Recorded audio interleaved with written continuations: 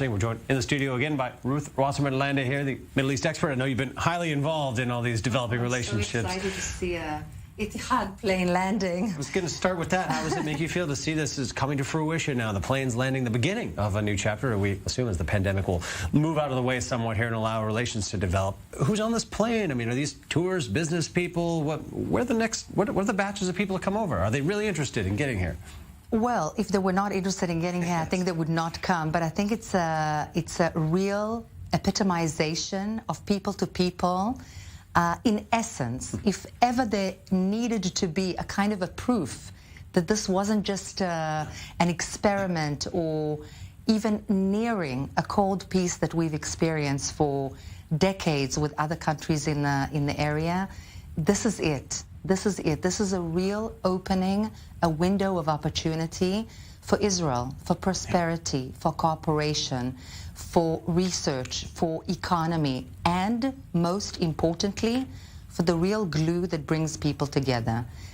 Very, very, very exciting, truly. I recall we were in the studio here watching these delegations first arrive, those ceremonies at the airport. It was unbelievable for us to witness this happening. Just the beginning of it, hearing the sentiments expressed by the representatives from the United Arab Emirates here, and how genuine it felt, and how warm of a peace, as you mentioned, was opening up now.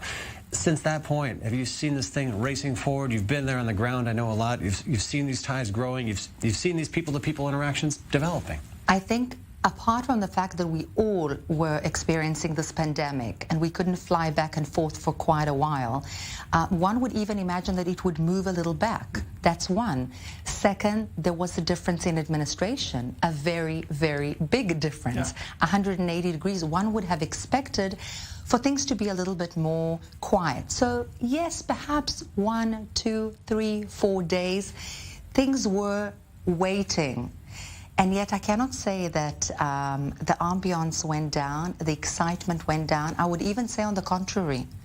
There is a true excitement about something that was almost the forbidden fruit. This wasn't being forced down anyone's throats by the Trump administration, just brokered. No, I think that not only that, there's been a decision made by the very high echelon in the UAE, in Israel, by other, let's say, role players in the international arena.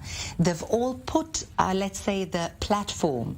But the people, and not everybody, let's be honest, not everybody, but there's a cadre of people in the UAE that are truly and sincerely and honestly excited about it. Of course, there is an apprehension.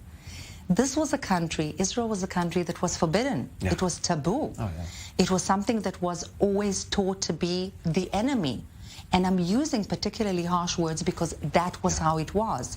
Now suddenly the doors have opened. There's a green light. The platform has been laid. It'll take a little bit of time to sort of seep in.